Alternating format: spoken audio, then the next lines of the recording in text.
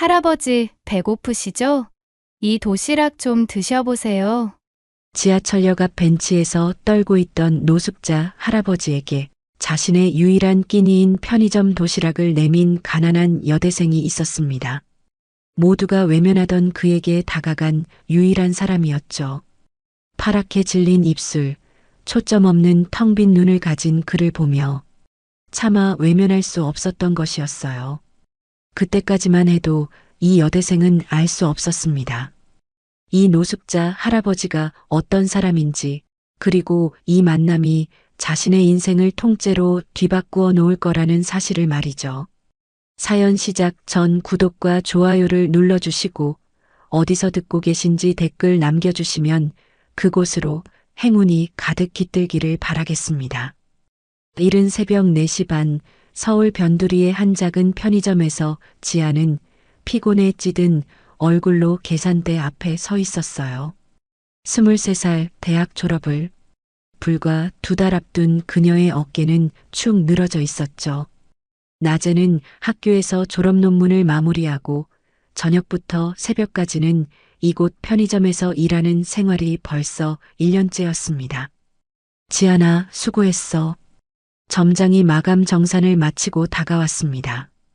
40대 중반의 점장은 늘 그랬듯 폐기 도시락 몇 개를 비닐봉지에 담아 건넸어요. 하루 지난 건데 냉장고에 있던 거니까 괜찮을 거야. 집에 가서 데워 먹어. 감사합니다, 점장님. 지아는 고개를 숙였습니다. 폐기 도시락은 그녀에게 소중한 한 끼였어요. 월세방에서 혼자 사는 그녀에게 식비를 아낄 수 있는 유일한 방법이었죠. 편의점을 나선 지아는 추운 새벽 공기를 들이마셨습니다. 12월의 서울은 매서웠어요. 눈이 내리고 있었죠. 손에 든 비닐봉지가 차가운 바람에 바스락거렸어요. 그녀는 패딩 주머니에 손을 넣고 지하철역으로 발걸음을 옮겼습니다. 역까지는 걸어서 5분 거리였어요. 첫 차가 다니기엔 아직 이른 시간이었지만 지아는 늘 역에서 잠시 쉬었다가 첫 차를 타곤 했습니다. 집까지 걸어가기엔 너무 멀고 택시를 타기엔 돈이 아까웠으니까요. 지하철역 입구에 다다랐을 때 지안의 발걸음이 멈췄습니다. 역 앞 벤치에 누군가 웅크리고 앉아 있었어요. 새벽의 차가운 공기 속에서 몸을 떨고 있는 한 노인이었죠. 회색 코트는 어딘가에 쓰러졌었는지 흙과 먼지로 더러워져 있었고 한쪽 소매는 찢어져 있었습니다. 신고 있는 구두도 진흙투성이었어요. 노인의 얼굴은 추위에 새파랗게 질려 있었고 입술은 보랏빛을 띠고 있었어요. 지아는 망설였습니다. 그냥 지나쳐야 할까요? 아니면 도와드려야 할까요? 노인의 눈이 지안과 마주쳤습니다. 그 눈은 텅 비어 있었어요. 초점이 없는 마치 이 세상 사람이 아닌 것 같은 그런 눈빛이었죠. 어르신, 괜찮으세요? 지안이 조심스럽게 다가가 물었습니다. 노인은 입을 벙긋거렸지만 제대로 된 대답은 나오지 않았어요. 추워요. 겨우 내뱉은 말이었습니다. 목소리는 갈라져 있었고 몸은 심하게 떨고 있었죠. 지아는 주머니에서 핸드폰을 꺼내 시간을 확인했습니다. 새벽 5시, 아직 첫 차까지는 1시간이 남아 있었어요. 이 추운 날씨에 1시간을 더 밖에서 보내면 저 노인은 정말 위험할 것 같았습니다. 그녀는 손에 든 비닐봉지를 내려다봤어요. 따뜻하게 데워 먹으려고 했던 도시락들이 들어 있었죠. 잠시 망설이던 지아는 봉지를 열고 도시락 하나를 꺼냈습니다. 어르신, 이거 드세요. 노인은 멍한 눈으로 도시락을 바라봤습니다. 이거 조금 지난 거지만 냉장돼 있어서 괜찮아요. 저도 먹으려던 거예요. 지아는 최대한 부드럽게 말했어요. 도시락이 폐기된 것이라는 사실이 노인의 자존심을 상하게 할까봐 일부러 그렇게 말한 거였죠. 노인의 손이 떨렸습니다. 추위 때문인지 감동 때문인지 알 수 없었어요. 거칠고 주름진 손으로 도시락을 받아드는 모습이 지안의 마음을 아프게 했습니다. 고마워요. 노인이 겨우 말했습니다. 그 목소리에는 진심이 담겨 있었어요. 지안은 벤치 옆에 잠시 앉았습니다. 노인이 도시락을 제대로 들고 있는지 확인하고 싶었거든요. 떨리는 손으로 도시락 뚜껑을 여는 노인을 보며 지안은 문득 고향에 계신 아버지가 생각났습니다. 작년 겨울 농사일을 하다가 허리를 다치신 아버지는 지금도 시골에서 요양 중이었어요. 어머니가 곁에서 간호하고 계셨지만 딸로서 아무것도 해드릴 수 없다는 사실이 늘 마음에 걸렸죠. 어르신, 가족은 없으세요? 지안이 조심스럽게 물었습니다. 노인은 도시락을 먹다가 멈췄어요. 그리고는 고개를 갸우뚱거렸습니다. 가족이요? 마치 그 단어의 의미를 모르는 것처럼 어리둥절한 표정이었어요. 네, 가족이요. 아내분이나 자녀분들. 노인은 한참을 생각하더니 고개를 저었습니다. 잘 모르겠어요. 그 말에 지안의 가슴이 먹먹해졌습니다. 기억을 잃으신 걸까요? 아니면 정말 혼자이신 걸까요? 첫차 시간이 가까워지자 지안은 일어났습니다. 어르신, 저는 이만 가봐야 해요. 몸 조심하세요. 노인은 고개를 끄덕였습니다. 도시락을 꼭 껴안은 채로요. 지하철을 타고 집으로 돌아가는 내내 지안은 그 노인의 모습이 머릿속에서 떠나지 않았어요. 텅 빈 눈빛, 떨리는 손, 그리고 가족이 누군지도 모르겠다는 그 말이 계속 맴돌았죠. 원룸 현관문을 열고 들어간 지안은 신발도 벗지 않은 채 핸드폰을 꺼냈습니다. 화면에는 엄마라는 글자가 떴어요. 전화벨이 울리고 이내 반가운 목소리가 들렸습니다. 우리 딸, 일 끝났니? 피곤하지? 엄마, 나 방금 집에 왔어요. 지안은 패딩을 벗으며 말했어요. 그런데 엄마, 나 오늘 길에서 할아버지를 도와드렸어요. 추운 데서 떨고 계셔서 도시락 하나 드렸어요. 어머, 그랬구나. 우리 딸 참 착하네. 어머니의 목소리에 따뜻함이 묻어났습니다. 아빠 생각이 나서 그냥 못 지나쳤어요. 혹시 저 노인도 누군가의 아버지일 텐데. 그래, 잘했어. 내가 도와드린 거 하늘이 다 알아. 복 받을 거야. 아빠는 좀 어떠세요? 지안이 조심스럽게 물었습니다. 많이 좋아지셨어. 너 걱정 많이 하셔. 저도 보고 싶은데. 이번 주말엔 꼭 내려갈게요. 아니야, 면접 준비하느라 바쁠 텐데. 우리는 괜찮으니까 너는 내 일에만 집중해. 어머니는 늘 그렇게 말씀하셨어요. 딸에게 짐이 되고 싶지 않으셨던 거죠. 근데 너무 무리하지 말고 건강 잘 챙기고. 밥은 제때 먹고 다니니? 네, 엄마. 걱정 마세요. 통화를 마친 지안은 침대에 몸을 눕혔습니다. 천장을 바라보며 생각했어요. 오늘 만난 그 노인은 지금 어디에 계실까요? 따뜻한 곳을 찾으셨을까요? 도시락은 맛있게 드셨을까요? 창밖으로 동이 트기 시작했습니다. 서울의 아침이 밝아오고 있었어요.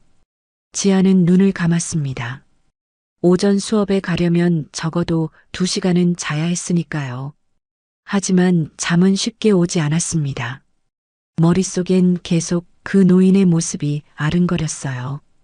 그렇게 피곤한 하루가 끝나고 또 다른 하루가 시작되려 하고 있었습니다. 대학생 이지안의 팍팍하지만 따뜻한 마음을 품은 일상이 계속되고 있었어요. 아침 7시 알람 소리에 지안은 간신히 눈을 떴습니다. 어젯밤 새벽에 도시락을 건넨 노인의 모습이 아직도 머릿속에 맴돌았어요. 겨우 2시간을 잔 탓에 온몸이 천근만근이었지만 오늘도 멈출 수 없었죠. 대학교까지는 지하철로 1시간. 흔들리는 차 안에서 지안은 졸업 논문을 다시 읽었습니다. 교수님, 안녕하세요. 연구실 문을 두드리며 지안이 인사했습니다. 50대의 지도교수는 안경 너머로 그녀를 바라봤어요. 교수님은 천천히 논문을 넘기며 읽었어요. 지안은 조마조마한 마음으로 기다렸죠. 이 논문이 통과되어야 졸업이 가능했으니까요. 많이 좋아졌네. 그런데 지안아, 얼굴이 많이 안 좋아 보이는구나. 아, 요즘 면접 준비하느라 좀 바빴어요. 교수님은 안타까운 눈빛으로 고개를 끄덕였습니다. 요즘 취업이 정말 어렵지. 우리 제자들 보면 다들 고생이 많아. 힘내라. 연구실을 나온 지아는 곧바로 도서관으로 향했어요. 오후 2시에 있을 면접 스터디를 준비해야 했죠. 같은 과 친구들과 모여서 모의 면접을 하는 시간이었습니다. 스터디룸에 모인 5명의 친구들. 모두가 비슷한 처지였어요. 23의 나이에 미래를 향해 필사적으로 달려가고 있었죠. 자, 그럼 시작할게요. 본인을 간단히 소개해 주세요. 친구가 긴장한 표정으로 대답하기 시작했습니다. 서로가 서로에게 거울이 되어주는 시간이었죠. 4시가 되자 스터디가 끝났습니다. 지아는 서둘러 가방을 챙겼어요. 야, 우리 커피라도 한잔하고 가자. 미안, 나 알바 가야 돼. 친구들의 아쉬운 눈빛을 뒤로하고 지아는 편의점으로 향했습니다. 대학가에서 편의점까지는 버스로 30분. 창밖으로 스쳐가는 풍경을 보며 그녀는 핸드폰을 확인했어요. 메일함에 새로운 알림이 떴습니다. 떨리는 손으로 열어봤지만 또다시 불합격 통지였어요. 귀하의 역량은 충분하나 이번에는 더 읽을 필요도 없었죠. 이제는 실망도 하지 않았어요. 편의점에 도착한 지아는 유니폼으로 갈아입었습니다. 저녁 시간대가 시작되면서 손님들이 몰려들기 시작했어요. 밤 9시 잠깐의 휴식 시간에 지아는 의자에 앉아 한숨을 내쉬었습니다. 창밖을 보니 먹구름이 몰려오고 있었어요. 곧 비가 올 것 같았죠. 핸드폰이 울렸습니다. 집주인 아주머니였어요. 지아나, 이번 달 월세 언제 줄 수 있니? 죄송해요, 아주머니. 다음 주에 알바비 받으면 바로 드릴게요. 그래, 알았어. 근데 다음 달부터는 꼭 제때 줘야 해. 전화를 끊고 지아는 눈을 감았습니다. 월세, 전기세, 핸드폰 요금. 머릿속으로 계산해봐도 답이 안 나왔어요. 다음 달엔 괜찮을 거야. 얼른 취업하면. 혼잣말로 위로해봤지만 막막함은 사라지지 않았습니다. 자정이 가까워오자 비가 내리기 시작했어요. 처음엔 보슬비였지만 점점 굵어졌죠.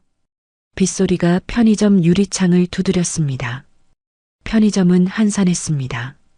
비 오는 밤엔 손님이 뜸했어요. 지아는 졸린 눈을 비비며 재고 정리를 했죠.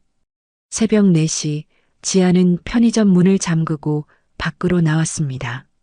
하루 종일 이어진 비는 이제 폭우가 되어 거리를 두드리고 있었어요.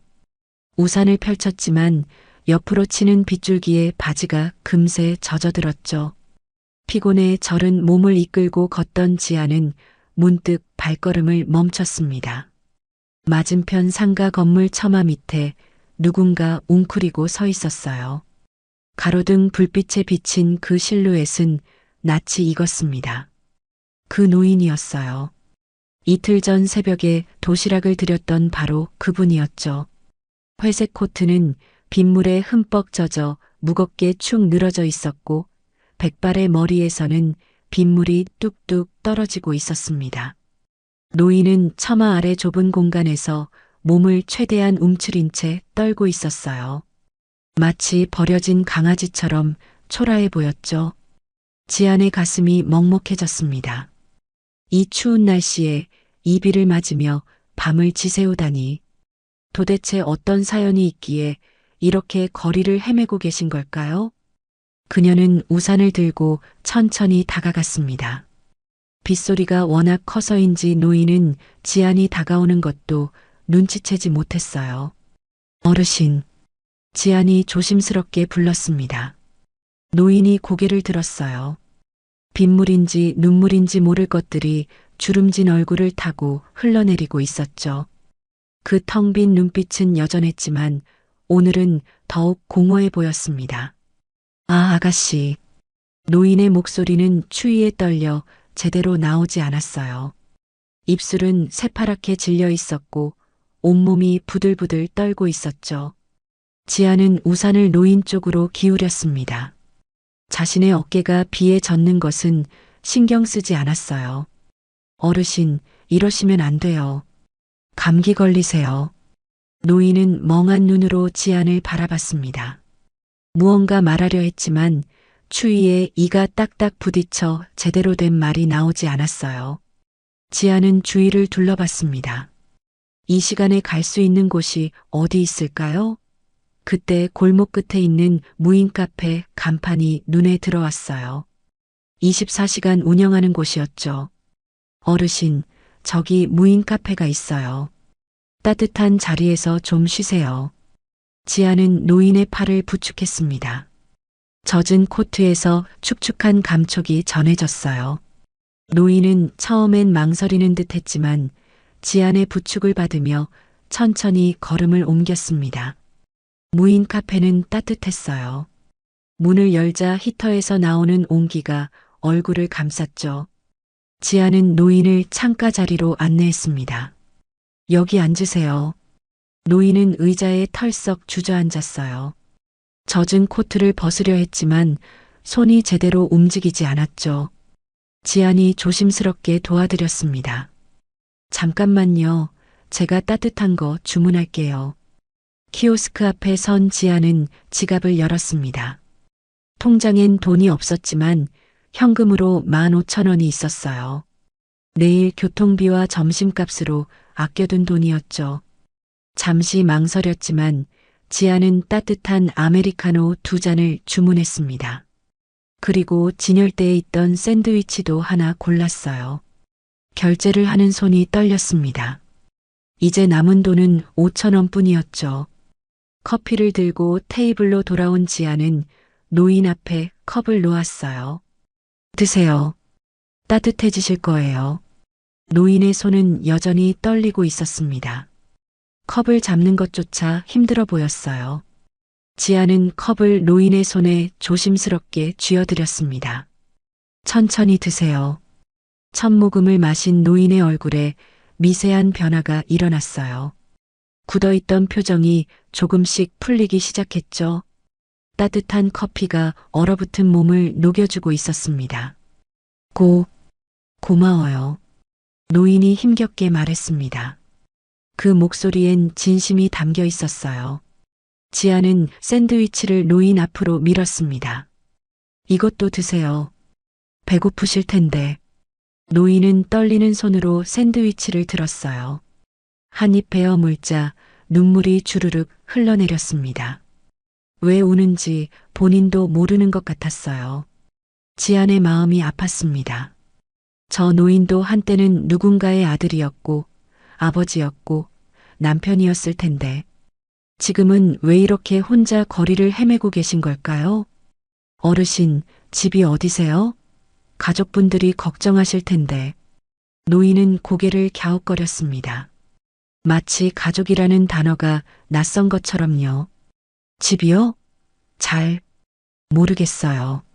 지아는 한숨을 삼켰습니다. 기억을 잃으신 건 확실해 보였어요. 치매이신 걸까요? 아니면 충격적인 일을 겪으신 걸까요? 창밖으론 여전히 비가 쏟아지고 있었습니다. 무인 카페 안은 고요했어요. 커피 머신 소리와 빗소리만이 공간을 채우고 있었죠. 지아는 시계를 봤습니다. 새벽 4시 반이 넘었어요. 몇 시간 뒤면 학교에 가야 했지만 노인을 이렇게 두고 갈 수는 없었습니다. 어르신, 비가 그칠 때까지 여기 계세요. 제가 우산 하나 더 사다 드릴게요. 지안이 일어서려 하자 노인이 떨리는 손으로 그녀의 소매를 잡았어요. 고마워요.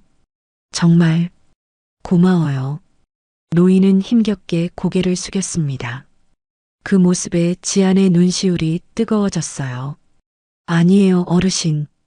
별거 아니에요. 지안은 다시 자리에 앉았습니다. 그리고는 따뜻한 커피를 한 모금 마셨어요. 피곤함이 밀려왔지만 이상하게도 마음은 따뜻했습니다. 카페 유리창엔 빗방울이 흘러내리고 있었어요. 그 너머로 보이는 거리는 텅 비어 있었죠. 이 도시에서 새벽을 함께 보내는 두 사람. 한 명은 가난한 청춘이고 한 명은 기억을 잃은 노인이었습니다. 지아는 노인을 바라봤어요.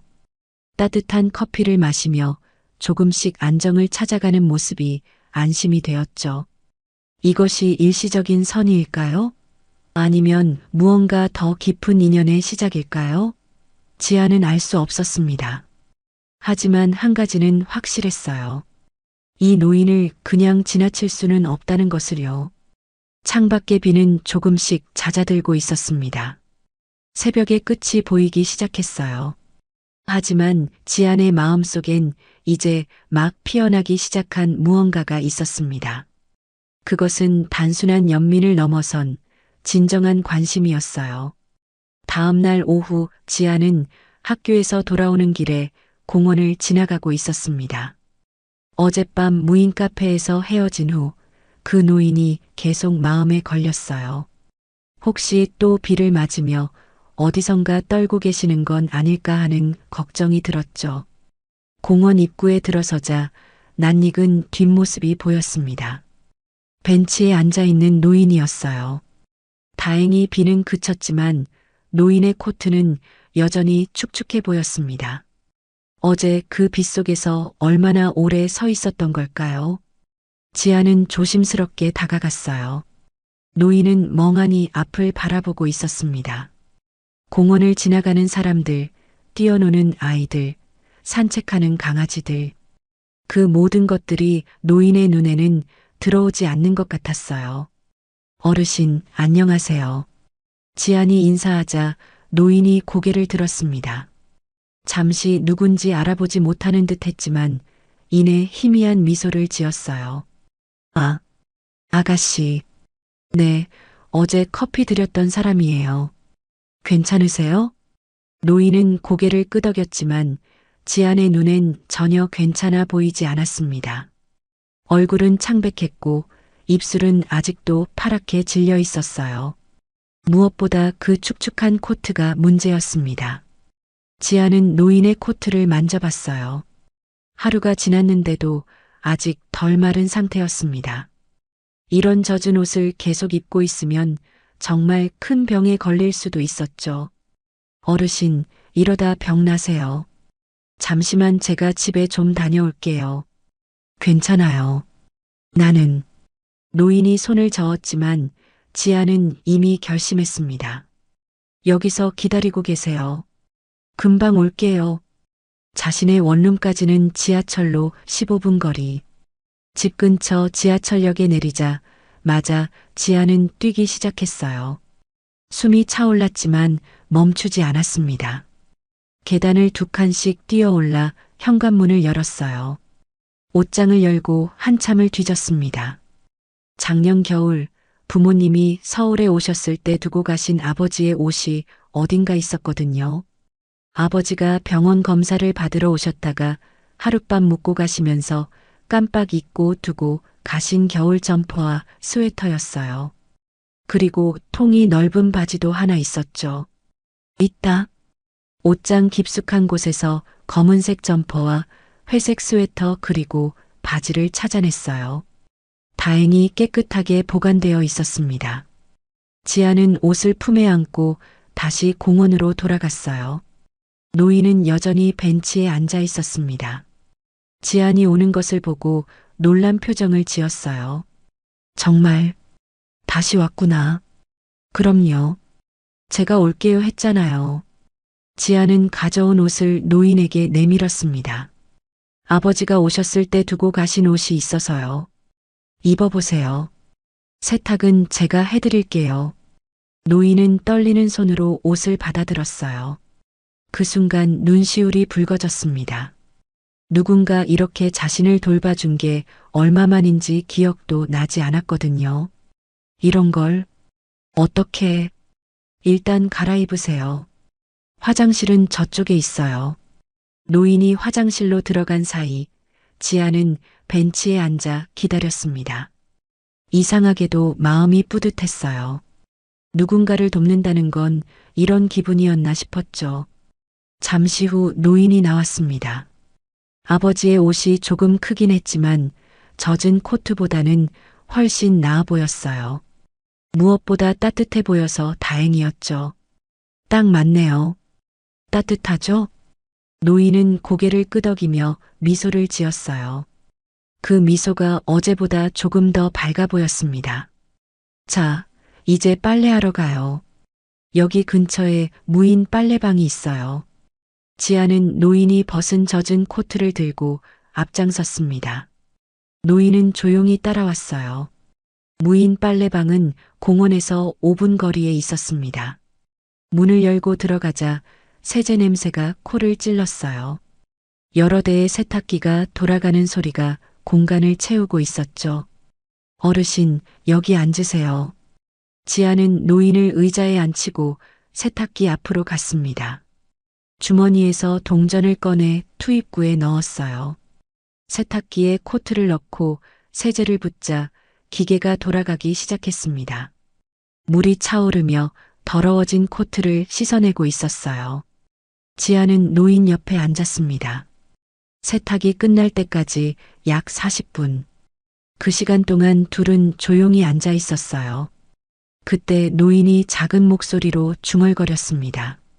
나도 아내가 있었던 것 같아. 지안이 놀라 노인을 바라봤어요. 노인의 눈은 돌아가는 세탁기를 보고 있었지만 그 시선은 훨씬 더 먼 곳을 향하고 있었습니다.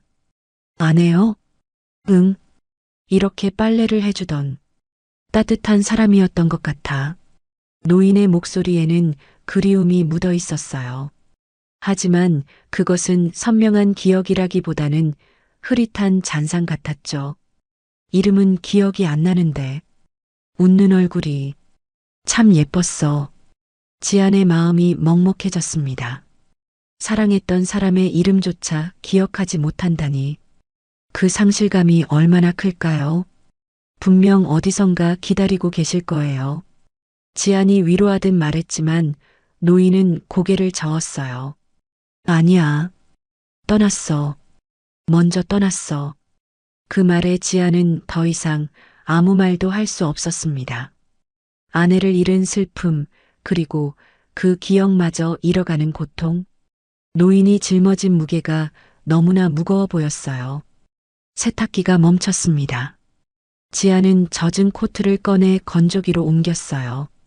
다시 동전을 넣고 기계를 돌렸죠. 건조기가 돌아가는 동안 노인은 계속 과거를 더듬고 있었습니다. 가끔 무언가 떠오르는 듯 했다가도 이내 안개 속으로 사라지곤 했어요. 집이 큰 집이었던 것 같은데 정원이 있었나? 꽃이 많았던 것 같아. 단편적인 기억들이 조각조각 흘러나왔습니다. 하지만 그것들을 하나로 이어줄 실마리는 없었어요. 건조가 끝나자 지아는 따뜻해진 코트를 꺼냈습니다. 폭신하고 보송보송해진 코트를 노인에게 건네며 말했어요. 자, 이제 깨끗해졌어요. 따뜻할 거예요. 노인은 코트를 받아들고 한참을 바라봤습니다. 그리고는 천천히 입었어요. 따뜻한 코트가 몸을 감싸자 노인의 얼굴에 안도감이 번졌죠. 고마워. 정말 고마워. 빨래방을 나온 두 사람은 다시 공원으로 향했습니다. 해가 기울기 시작했고 공원엔 저녁 산책을 나온 사람들이 하나둘 늘어나고 있었어요. 어르신, 오늘은 어디서 주무실 거예요? 지안이 조심스럽게 물었습니다. 노인은 잠시 생각하다가 고개를 저었어요. 몰라. 그냥 어디든. 그 대답에 지아는 가슴이 아팠습니다. 하지만 자신이 할 수 있는 일에는 한계가 있었어요. 당장 자신도 월세를 내기 힘든 처지였으니까요. 그럼 조심하세요. 추우면 따뜻한 곳으로 가세요. 지안이 돌아서려 하자 노인이 다시 말했습니다. 아가씨, 정말 고마워. 이런 친절을 받은 게 얼마만인지. 지안은 미소를 지으며 손을 흔들었어요. 그리고 집으로 향했습니다. 원룸에 돌아온 지안은 침대에 털썩 주저앉았어요. 오늘 하루도 정신없이 바빴습니다. 학교, 도서관, 그리고 노인을 돌보는 일까지. 피곤했지만 이상하게도 마음은 따뜻했어요. 핸드폰을 꺼내 어머니에게 전화를 걸었습니다. 신호음이 울리다가 반가운 목소리가 들렸어요. 우리 딸, 오늘도 수고했지? 엄마, 나 오늘 그 노인분께 아빠 옷을 드렸어. 지안이 오늘 있었던 일을 이야기하자 어머니는 잠시 말이 없었어요. 예전에 엄마 아빠 오셨을 때 두고 가셨더라고. 가족이 있으신 것 같은데 못 찾고 계신 건 아닐까? 그랬구나. 그런데 너는 괜찮아? 엄마가 못 도와줘서 미안해. 어머니의 목소리에 걱정이 묻어났습니다. 딸이 혼자서 고생하는 게 늘 마음에 걸렸거든요. 응, 난 괜찮으니까 걱정하지 말아요. 나 꼭 취직해서 엄마랑 아빠 편하게 해줄게. 계속 면접 보고 있으니까 걱정 마요. 그래, 우리 딸. 너무 무리하지 말고. 아빠는 어때요? 오늘은 좀 나아지신 것 같아. 조금씩 걸으시기도 하고. 다행이네. 곧 나아질 거예요. 통화를 마친 지아는 눈을 감고 한숨을 내쉬었습니다.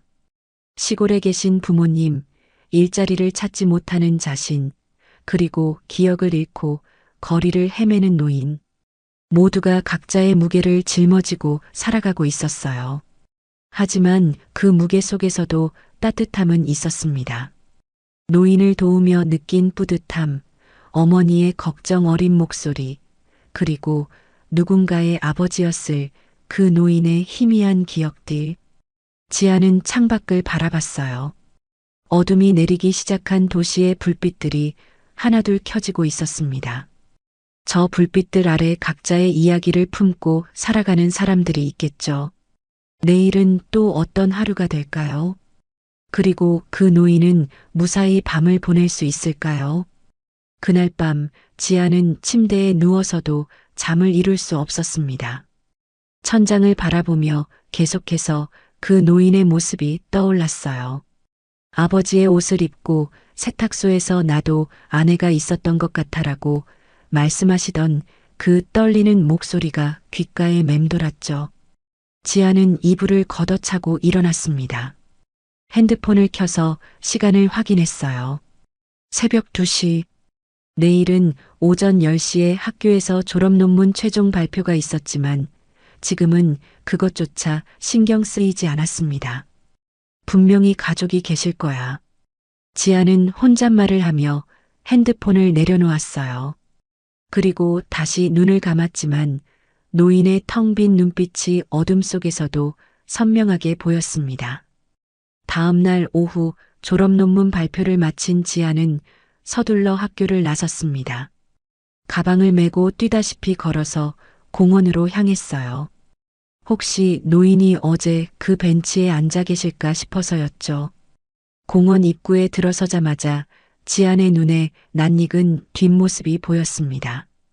검은색 점퍼를 입은 노인이 벤치에 앉아 멍하니 앞을 바라보고 계셨어요. 아버지의 옷이었습니다. 그 모습을 보자 지안의 가슴이 뭉클해졌어요. 어르신, 지안이 다가가며 불렀습니다. 노인은 천천히 고개를 돌렸어요. 지안을 보자 희미하게 미소를 지으셨죠. 아가씨. 네, 저예요. 어제 옷 드렸던 사람이요. 지안은 노인 옆에 앉았습니다. 노인의 얼굴을 자세히 살펴봤어요. 어제보다는 조금 나아 보였지만 여전히 초점 없는 눈빛은 그대로였습니다. 어르신, 제가 오늘 경찰서에 같이 가보면 어떨까요?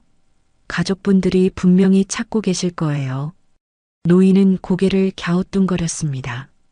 경찰서라는 단어가 낯선 듯 했어요. 경찰서요? 네. 거기 가면 실종 신고가 들어왔는지 확인할 수 있어요. 어르신 가족분들이 찾고 계실 수도 있잖아요. 노인은 잠시 생각하다가 천천히 고개를 끄덕였습니다. 지아는 노인의 팔을 부축하며 일어섰어요. 다행히 공원에서 가까운 곳에 파출소가 있었습니다. 15분쯤 걸어서 파출소에 도착했어요. 문을 열고 들어서자 젊은 경찰관 한 명이 책상에 앉아 서류를 보고 있었습니다. 안녕하세요. 지안이 인사하자 경찰관이 고개를 들었어요. 네, 무슨 일이세요? 저기, 이분이 기억을 잃으신 것 같아서요. 혹시 실종 신고가 들어온 게 있는지 확인해 주실 수 있을까요? 경찰관은 노인을 바라봤습니다. 그리고 일어나서 가까이 다가왔어요. 어르신, 성함이 어떻게 되세요? 노인은 입을 벙긋거렸지만 대답이 나오지 않았습니다.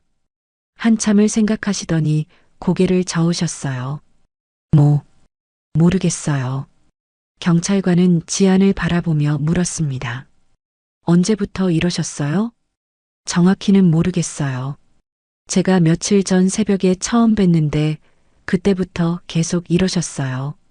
집도 어딘지 모르시고 가족도 기억 못하시고.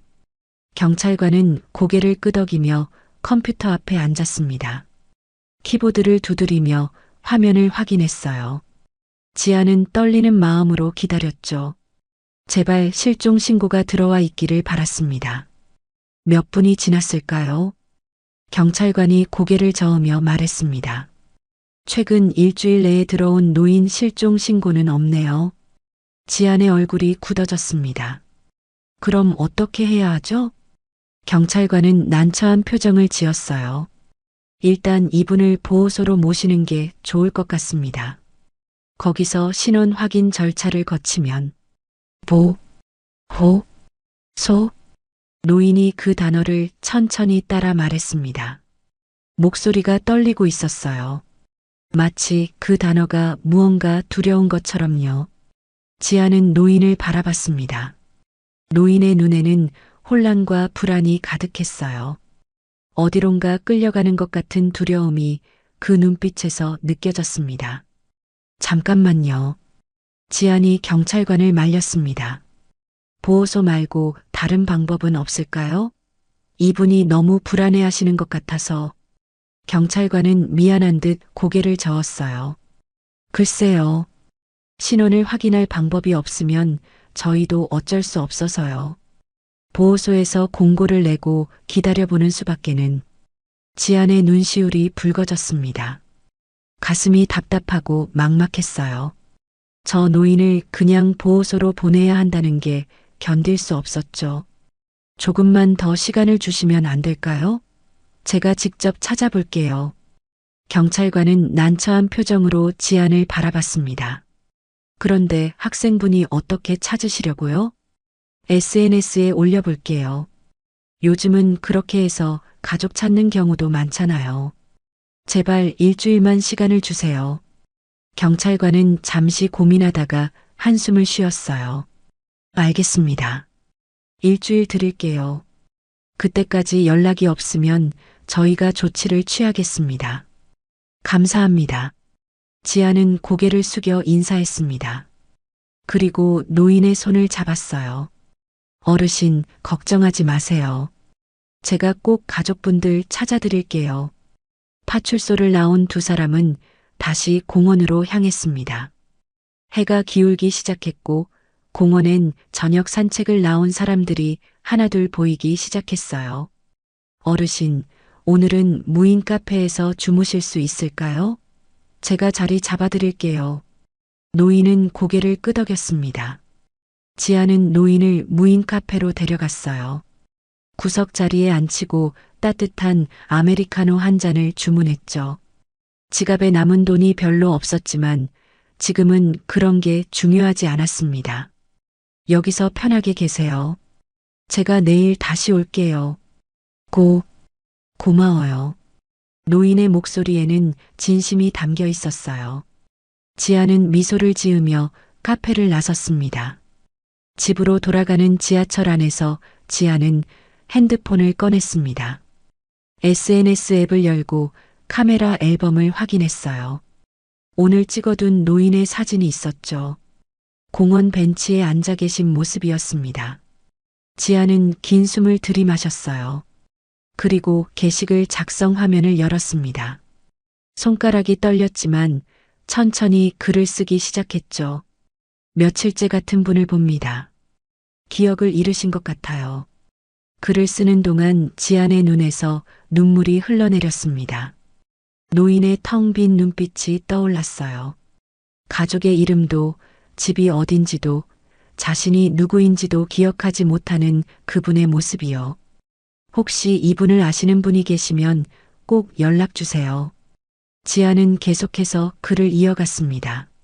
마지막 문장을 쓸 때쯤엔 눈물로 화면이 흐려졌어요. 추운 겨울, 누군가의 가족이 이곳에서 기다리고 있을지도 몰라요. 손가락이 떨렸습니다. 업로드 버튼을 누르려다가 잠시 멈췄어요. 이게 정말 효과가 있을까요? 이렇게 막연한 방법으로 가족을 찾을 수 있을까요? 하지만 지금으로선 이 방법밖에 없었습니다. 지아는 눈을 감고 작은 소리로 중얼거렸어요.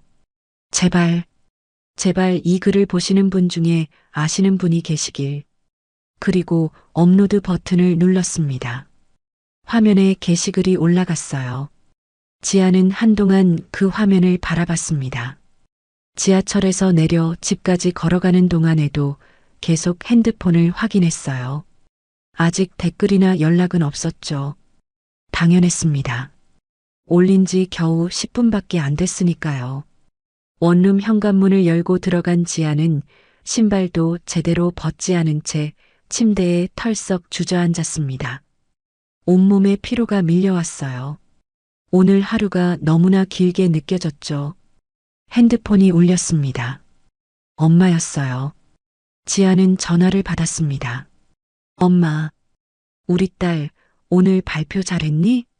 어머니의 다정한 목소리가 들렸어요. 지아는 그제야 오늘이 졸업 논문 발표 날이었다는 걸 떠올렸습니다. 응, 잘했어. 목소리가 왜 그러니? 무슨 일 있어? 아니야, 괜찮아. 그냥 좀 피곤해서. 지아는 오늘 있었던 일을 이야기했어요. 노인과 경찰서에 갔던 것, 실종 신고가 없었던 것, 그리고 SNS에 글을 올렸다는 것까지요. 너 정말 착하다, 우리 딸. 그런데 너무 무리하지는 마. 내 건강도 챙겨야지. 알아, 엄마. 근데 그냥 못 지나치겠더라. 계속 아빠 생각이 나서. 어머니는 한숨을 쉬었습니다. 그래, 알아. 엄마도 내 마음 이해해. 근데 지아나, 세상엔 내가 다 도울 수 없는 일들도 많단다. 알아, 엄마. 근데 이분만큼은 꼭 도와드리고 싶어. 통화를 마친 지아는 다시 핸드폰을 확인했습니다. 게시글에 댓글이 몇 개 달려 있었어요. 대부분 응원의 댓글이었죠. 좋은 일 하시네요. 공유할게요. 저도 퍼갈게요. 꼭 가족 찾으셨으면 좋겠어요. 지아는 작은 희망을 느꼈습니다. 사람들이 공유해주고 있었어요. 이 글이 퍼져나가면 혹시 노인의 가족이 볼 수도 있지 않을까요? 침대에 누운 지아는 핸드폰을 가슴에 올려놓고 천장을 바라봤습니다. 피곤했지만 잠은 오지 않았어요. 계속해서 노인의 모습이 떠올랐죠. 제발, 제발 가족분들이 이 글을 보셨으면. 지아는 눈을 감았습니다. 어둠 속에서 작은 기도를 올렸어요. 누군가에게 닿기를 바라는 간절한 마음이었죠. 핸드폰 화면이 어둠 속에서 희미하게 빛나고 있었습니다. 그 빛은 작았지만 절망 속에서 피어나는 희망의 불빛 같았어요. 지아는 그 빛을 바라보며 천천히 잠에 빠져들었습니다. 내일은 어떤 소식이 올까요? 누군가 이 글을 보고 연락을 해올까요? 알 수 없는 미래였지만 지안의 마음속엔 작은 희망이 타오르고 있었습니다. 같은 시각 서울 강남의 고급 주택가에 자리한 하성그룹 본가. 넓은 거실의 소파에 앉아있던 박은우는 핸드폰을 내려놓으며 한숨을 쉬었습니다. 할아버지께 전화를 걸었지만 여전히 전원이 꺼져 있다는 안내 멘트만 들렸어요. 또 안 받으시네. 은우는 시계를 확인했습니다. 저녁 8시. 할아버지가 집을 나선 지 벌써 나흘째였어요. 바로 그때 계단에서 발소리가 들렸습니다. 은우의 아버지인 박진수 부회장과 어머니가 함께 내려오고 있었어요. 두 분의 얼굴에는 걱정이 가득했죠. 은우야, 할아버지한테 연락됐니? 아버지가 다급하게 물었습니다. 은우는 고개를 저었어요. 아니요, 아버지. 아직도 전화가 안 돼요. 어머니가 소파에 앉으며 말했습니다. 며칠 전에 혼자 묘소에 다녀오신다고 하셨잖아요. 그때 이상하다 싶었어요. 보통은 우리 중 누군가랑 같이 가시는데 아버지는 창밖을 바라보며 입술을 깨물었습니다. 그때 제가 말렸어야 했는데 혼자 가시겠다고 하셔서 나이도 있으신데 왜 혼자 가시려는 건지 은우가 일어서며 말했습니다. 제가 내일 아침 일찍 묘소 쪽으로 가볼게요. 혹시 근처 어디선가 머물고 계실 수도 있잖아요. 어머니가 고개를 끄덕였어요. 그래, 그게 좋겠다. 나도 같이 갈게. 아니에요, 어머니. 제가 혼자 다녀올게요. 어머니는 여기서 혹시 할아버지 연락 오시면 바로 받으셔야죠. 아버지는 소파에 앉으며 깊은 한숨을 쉬었습니다. 손으로 얼굴을 문지르는 모습이 지쳐 보였어요. 요즘 아버지 건강이 많이 안 좋으신 것 같더라. 어머니 돌아가신 후로 기운이 없으셔. 그러게요. 식사도 제대로 안 하시고. 어머니의 목소리가 떨렸습니다. 할머니가 돌아가신 지 이제 2달밖에 안 됐어요. 그 충격이 할아버지께 너무 컸던 거죠. 은우는 다시 소파에 앉았습니다. 걱정이 되어 잠도 제대로 못 잤어요. 할아버지는 은우에게 단순한 할아버지 이상이었습니다. 어린 시절부터 은우를 각별히 아껴주셨고 회사 일도 직접 가르쳐 주셨죠. 할아버지, 어디 계신 거예요? 은우는 작은 소리로 중얼거렸습니다. 시간은 계속 흘러갔지만 할아버지로부터는 아무런 연락도 없었어요. 밤 10시가 넘어서자 아버지가 일어섰습니다. 일단 오늘은 자고 내일 아침에 움직이자. 은우야, 너도 일찍 자. 네, 아버지. 하지만 은우는 잠을 잘 수가 없었습니다. 방으로 올라가서도 침대에 누워 천장만 바라봤어요. 할아버지의 얼굴이 계속 떠올랐죠. 새벽까지 뒤척이던 은우는 핸드폰을 집어들었습니다. 창밖으로는 동이 트고 있었죠. 은우는 무심코 SNS를 열었어요. 피드를 내리다가 어떤 게시글이 눈에 들어왔죠. 며칠째 같은 분을 봅니다. 기억을 잃으신 것 같아요. 은우는 무심코 그 글을 클릭했습니다. 그리고 사진을 보는 순간 온몸이 얼어붙었어요. 이게 뭐지? 사진 속의 노인. 검은색 점퍼를 입고 공원 벤치에 앉아있는 그 모습. 은우의 손이 떨렸습니다. 다시 한번 사진을 확대해서 봤어요. 틀림없었습니다. 할아버지, 할아버지잖아. 은우는 벌떡 일어나 방문을 열고 복도로 뛰어나갔습니다. 계단을 뛰어내려가며 소리쳤어요. 아버지, 어머니. 방에서 주무시고 계시던 부모님이 깜짝 놀라 나오셨어요. 왜 그러니, 은우야? 할아버지 찾았어요. 은우는 숨을 헐떡이며 핸드폰을 내밀었습니다. 화면에는 지안이 올린 게시글이 떠 있었어요. 아버지가 핸드폰을 받아들고 사진을 봤습니다. 그리고 눈이 커졌어요. 이게 아버지시잖아. 어머니도 옆에서 화면을 보더니 손으로 입을 막았습니다. 어머, 정말 정말 아버님이세요. 은우는 다급하게 말했습니다. 지금 바로 경찰에 연락해야 해요. 이 글 올린 사람한테도 연락하고. 아버지는 이미 자신의 핸드폰을 꺼내 들고 있었어요. 떨리는 손으로 번호를 눌렀습니다. 여보세요, 경찰서죠? 저희 아버지를 찾고 있는데요. 전화를 거는 아버지의 목소리가 떨리고 있었어요. 옆에서 어머니는 눈물을 닦고 있었죠. 은우는 다시 핸드폰을 들고 게시글을 자세히 읽었습니다. 기억을 잃으신 것 같아요. 그 문장이 은우의 가슴을 찔렀어요. 할아버지가 기억을 잃으셨다니. 대체 무슨 일이 있었던 걸까요? 혹시 이분을 아시는 분이 계시면 꼭 연락 주세요. 은우는 게시글 작성자의 프로필을 확인했습니다. 이지안이라는 이름이 보였어요. 프로필 사진은 평범한 대학생처럼 보이는 젊은 여성이었죠. 이 사람이 할아버지를 돌봐주신 건가? 은우는 게시글에 달린 댓글들을 읽었습니다. 수백 개의 댓글이 달려 있었고 공유도 많이 되어 있었어요. 사람들의 따뜻한 응원 메시지들이 가득했죠. 아버지가 전화를 끊었습니다. 경찰서에서 지금 확인 중이래. 이 글 올린 사람한테 연락한다고. 제가 직접 메시지 보낼게요.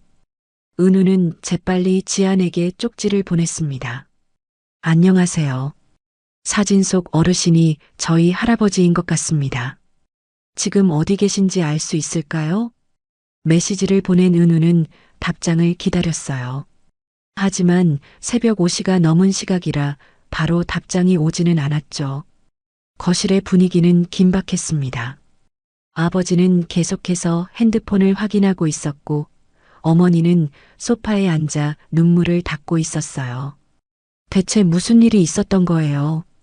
기억을 잃으셨다니. 어머니의 목소리가 떨렸습니다. 은우도 이해할 수가 없었어요. 할아버지는 항상 정정하셨고 기억력도 좋으셨는데 대체 무슨 일이 일어난 걸까요? 그때 아버지의 핸드폰이 울렸습니다. 발신자는 경찰서였어요. 여보세요. 아버지가 다급하게 전화를 받았습니다. 잠시 통화를 하더니 고개를 끄덕였어요. 네, 알겠습니다. 지금 바로 가겠습니다. 전화를 끊은 아버지가 말했습니다. 경찰서에서 그 학생한테 연락했대. 지금 경찰서로 오래. 은우는 소파에서 일어나 세수를 하러 갔습니다. 거울 속의 자신은 피곤해 보였지만 지금은 그런 게 중요하지 않았어요. 세 사람은 차에 올라탔습니다. 경찰서까지는 차로 30분 거리였어요. 운전을 하는 은우의 손이 떨리고 있었죠. 곧 뵐 수 있을 거예요, 아버지. 차 안은 조용했습니다. 세 사람 모두 각자의 생각에 잠겨 있었죠. 할아버지를 만나면 뭐라고 말씀드려야 할까요? 왜 연락을 안 하셨냐고 물어봐야 할까요? 하지만 그보다 중요한 건 할아버지가 무사하신지였습니다. 기억을 잃으셨다는 그 말이 계속 은우의 머릿속을 맴돌았어요. 드디어 경찰서가 보였습니다. 차가 주차장에 들어서자 은우의 심장이 빠르게 뛰기 시작했어요. 곧 할아버지를 만날 수 있다는 기대감과 불안감이 교차했죠. 세 사람은 차에서 내려 경찰서 입구로 향했습니다. 이제 곧 모든 게 밝혀질 거예요. 할아버지에게 무슨 일이 있었는지, 왜 기억을 잃으셨는지, 그리고 이 며칠 동안 어디에 계셨는지. 은우는 깊은 숨을 들이마셨습니다. 그리고 경찰서 문을 열었어요. 아침 7시 지아는 경찰서 대기실 의자에 앉아 있었습니다. 옆에는 노인이 조용히 앉아 계셨어요. 새벽에 경찰서에서 온 연락을 보고 아침 일찍 함께 이곳에 온 거였죠. 어르신, 곧 가족분들 오실 거예요. 조금만 기다리세요. 지안이 부드럽게 말했습니다. 노인은 고개를 끄덕였지만 여전히 불안한 표정이었어요. 자신을 찾아온다는 가족이 누군지 기억나지 않았거든요. 지아는 노인의 손을 꼭 잡았습니다. 떨리는 손이 느껴졌어요. 지안의 가슴도 두근거렸죠. 과연 어떤 가족분들이 오실까요? 노인은 어떤 삶을 사셨던 걸까요? 그때 대기실 문이 열렸습니다. 세 사람이 들어왔어요. 50대로 보이는 부부와 20대 후반쯤 되어 보이는 젊은 남성이었습니다. 세 사람 모두 급하게 달려온 듯 숨이 가빠 보였어요. 젊은 남성의 시선이 노인에게 고정됐습니다. 그의 얼굴이 일그러졌어요. 믿을 수 없다는 표정이었죠. 할아버지, 떨리는 목소리였습니다. 그 목소리를 들은 순간 노인의 몸이 굳었어요. 할아버지, 젊은 남성이 노인에게 달려왔습니다. 노인 앞에 무릎을 꿇고 두 손으로 노인의 손을 잡았어요. 그의 눈에서 눈물이 흘러내렸죠.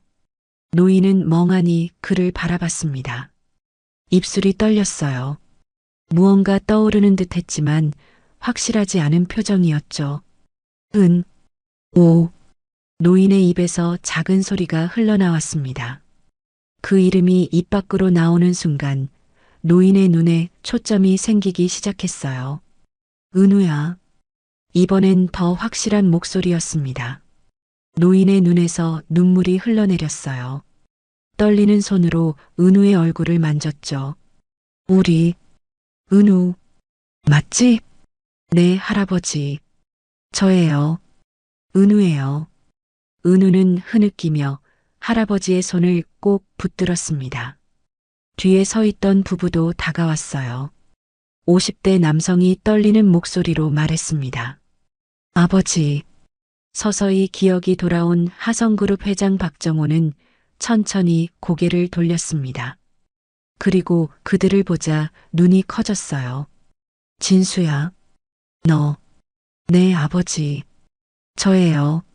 아들이라 불린 남성이 무릎을 꿇으며 아버지의 다른 손을 잡았습니다. 옆에 있던 여성도 눈물을 흘리며 다가왔어요. 정호의 눈에서 계속해서 눈물이 흘러내렸습니다. 손자 은우, 아들 진수, 그리고 며느리. 하나씩 얼굴이 선명해졌죠. 지아는 조용히 자리에서 일어났어요. 이 순간은 가족끼리만 있어야 할 것 같았거든요. 경찰관이 다가와 작은 목소리로 말했습니다. 저쪽 상담실로 가시죠. 거기가 더 편하실 겁니다. 가족들은 정호를 부축해서 상담실로 들어갔습니다. 지안도 경찰관의 안내를 받아 함께 들어갔어요. 증인으로서 경위를 설명해야 했거든요. 상담실 소파에 앉은 정호는 두 손으로 얼굴을 감쌌습니다. 기억이 조각조각 돌아오고 있었어요. 은우가 조심스럽게 물었어요. 할아버지, 무슨 일이 있었던 거예요? 왜 연락이 안 됐어요? 정호는 천천히 고개를 들었습니다. 눈빛이 흔들렸어요. 묘소에. 당신 묘소에 가려고 했어. 그 말에 가족들의 표정이 어두워졌습니다. 당신은 2달 전에 돌아가신 할머니를 뜻하는 거였죠. 정호의 머릿속에 그날의 기억이 떠올랐습니다. 1달 전 병원 진료실. 의사는 차분하지만 무거운 목소리로 말했었죠. 치매 초기 증상입니다. 지금부터 관리를 잘하셔야 합니다. 정호는 그 말을 듣고 한동안 말이 없었습니다. 아내가 떠난 지 1달. 이제 자신의 기억마저 떠나가고 있었어요. 병원을 나와 집으로 돌아오는 길, 정호는 창밖만 바라봤습니다. 평생 일궈온 하성그룹, 사랑하는 가족들, 그 모든 것들이 서서히 희미해질 거라는 생각에 가슴이 무너져 내렸죠. 며칠 후, 집 거실에서 아들 부부가 조심스럽게 말을 꺼냈습니다. 아버님, 요즘 건강이 많이 안 좋으신 것 같아요. 이제 회사 경영에서 물러나시는 게 어떨까요? 아들의 목소리는 걱정으로 가득했어요. 하지만 정호에게는 그 말이 칼처럼 가슴에 꽂혔습니다. 정호는 대답하지 않았어요. 다만 고개만 끄덕였죠. 아들 부부는 정호의 건강을 걱정해서 한 말이었지만 정호는 그날 밤 잠을 이루지 못했습니다. 아내도 떠나고 평생 이룬 회사도 이제 놓아야 하는 걸까요? 자신의 인생이 막을 내리는 것 같았어요. 며칠 동안 깊은 고민에 빠져 있던 정호는 결심했습니다. 마지막으로 아내에게 가서 마음을 정리하고 오기로요. 며칠간 마음을 정리하고 오겠네. 아무도 따라오지 마라. 나 혼자 다녀오마. 가족들은 걱정스러운 표정이었지만 정호의 단호한 말에 더 이상 말리지 못했습니다. 그날 새벽 정호는 조용히 집을 나섰습니다. 아내의 묘소가 있는 시골로 가기 위해 기차역으로 향했어요.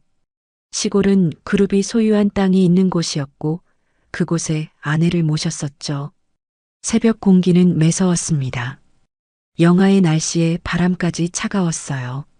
정호는 코트깃을 세우며 기차역으로 걸어갔죠. 기차역에 거의 다 왔을 때였습니다. 갑자기 머리가 어지러웠어요. 추운 실외에서 따뜻한 역사 안으로 들어가는 순간 급격한 온도 변화가 몸을 덮쳤죠. 정호는 비틀거렸습니다. 시야가 흐려졌어요. 심장이 빠르게 뛰었고 숨이 가빠졌습니다. 누가 말이 제대로 나오지 않았습니다. 정호는 역사 입구 근처 벤치에 겨우 몸을 기댔어요. 그리고 정신을 잃었죠. 얼마나 지났을까요? 희미하게 의식이 돌아왔을 때 정호는 누군가 자신의 주머니를 뒤지는 걸 느꼈습니다. 하지만 몸을 움직일 수가 없었어요. 핸드폰이 빠져나갔습니다. 지갑도 빠져나갔어요. 정호는 손을 뻗으려 했지만 힘이 하나도 없었죠. 소매치기는 재빨리 사라졌습니다. 정호가 완전히 정신을 차린 건 그로부터 한참 후였어요. 역사밖이었습니다. 누군가 쓰러진 정호를 밖으로 옮긴 모양이었죠. 정호는 몸을 일으켰습니다. 주머니를 더듬었어요. 아무것도 없었습니다. 더 충격적인 건 그 다음이었습니다. 정호는 주위를 둘러봤어요. 여기가 어딘지 전혀 기억나지 않았습니다. 나는 어디로 가려고 했지? 기억이 사라졌습니다. 이름도, 집도, 가족도, 방금 전까지의 모든 기억이 하얗게 지워진 것처럼 아무것도 떠오르지 않았어요.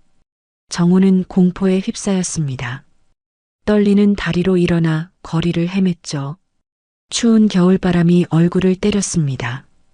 그날 밤 정호는 지하철역 벤치에서 떨고 있었습니다. 어디로 가야 할지 몰랐거든요. 그때 한 젊은 여성이 다가왔어요. 어르신, 괜찮으세요? 따뜻한 목소리였습니다. 정호는 그 여성을 올려다봤어요. 이거 드세요. 여성이 도시락을 건넸습니다. 이거 조금 지난 거지만 냉장돼 있어서 괜찮아요. 저도 먹으려던 거예요. 그 순간 정호는 느꼈습니다. 이 차가운 세상에도 아직 따뜻한 사람이 있다는 걸요. 그 다음 날 다시 그 여성을 만났습니다. 비 오는 밤이었어요. 여성은 정호를 무인 카페로 데려가 주었죠. 또 그 다음 날 여성은 따뜻한 옷을 가져다 주었습니다. 그리고 빨래까지 해주었어요. 상담실에서 정호는 그 모든 기억을 떠올렸습니다. 그리고 지안을 바라봤어요. 이 아가씨가 나를 살려줬어. 정호의 목소리가 떨렸습니다. 기차역에서 쓰러졌어. 그리고 소매치기를 당했지. 다음 날부터 이 아가씨를 만났고 지안은 고개를 숙였습니다. 눈시울이 뜨거워졌어요. 은우는 깊은 숨을 들이마셨습니다. 할아버지가 그런 일을 겪으셨다니 생각만 해도 끔찍했어요. 진수는 아버지의 손을 꼭 잡았습니다. 아버지, 치매라니 왜 말씀 안 하셨어요? 정호는 눈을 감았습니다. 미안하다. 너희들 걱정시키고 싶지 않았어. 며느리도 눈물을 흘리며 시아버지의 다른 손을 잡았어요. 이제는 저희가 더 잘 모실게요. 걱정하지 마세요. 정호는 고개를 끄덕였습니다. 그리고 다시 지안을 바라봤어요. 추운 겨울 아무도 신경 쓰지 않을 때 이 아가씨만이 나를 사람으로 봐줬어. 정호의 목소리에 진심이 담겨 있었습니다. 정말 고맙네. 경찰관이 서류를 정리하며 말했습니다. 실종 신고 접수하시고 병원 검진 받으시는 게 좋겠습니다. 치매 관리도 다시 시작하셔야 할 것 같습니다. 네, 바로 모시고 가겠습니다. 진수가 대답했습니다. 가족들은 정우를 일으켜 세웠어요. 은우가 할아버지의 팔을 부축했죠. 정우는 한 걸음 한 걸음 천천히 걸었습니다. 상담실 문을 나서며 정우는 뒤를 돌아봤습니다. 지안이 조용히 서서 그들을 바라보고 있었어요. 아가씨, 정말 고맙네. 지안은 미소를 지으며 고개를 끄덕였습니다. 할아버지, 이제 가족분들이랑 행복하세요. 정우의 눈에서 눈물이 흘러내렸습니다. 하지만 이번엔 슬픔의 눈물이 아니었어요. 기쁨과 감사의 눈물이었죠. 가족들은 정우를 모시고 상담실을 나갔습니다. 지아는 그 뒷모습을 바라보며 가슴이 뭉클해졌어요. 잘됐다. 정말 잘됐어. 지아는 창밖을 바라봤습니다. 맑은 겨울 하늘이 펼쳐져 있었어요. 구름 한 점 없는 파란 하늘이었죠. 할아버지를 차에 태운 후 은우가 지안에게 달려왔습니다. 지안은 놀라서 멈춰 섰어요. 저기, 은우는 숨을 고르며 말했습니다. 꼭 살해하겠습니다. 정말 감사합니다. 은우의 목소리는 진심으로 가득했어요. 지아는 고개를 저으며 미소를 지었습니다. 아니에요. 저는 해야 할 일을 했을 뿐이에요. 아니에요. 요즘 같은 세상에서 이렇게 남을 돌봐주시는 분이. 은우의 말이 끊어졌습니다. 지안의 맑은 눈빛을 보자 할 말을 잃었어요. 지안은 여전히 미소를 띤 채 말했습니다. 할아버지가 가족분들 만나신 것만으로도 충분해요. 그게 제가 바랐던 거예요. 그 말을 남기고 지안은 돌아섰습니다. 경찰서 입구를 지나 거리로 걸어갔어요. 뒷모습이 점점 멀어졌죠. 은우는 그 자리에 서서 지안의 뒷모습을 바라봤습니다. 묘한 감정이 가슴속에 일었어요. 저 사람, 대체 뭐지? 요즘 세상에 저렇게 순수하게 남을 도울 수 있는 사람이 있다니. 대가도 바라지 않고 감사 인사도 사양하고. 은우는 지금껏 그런 사람을 본 적이 없었습니다. 은우야, 빨리 와. 차 안에서 아버지가 불렀습니다. 은우는 고개를 돌려 차로 향했어요. 하지만 한 번 더 뒤를 돌아봤죠.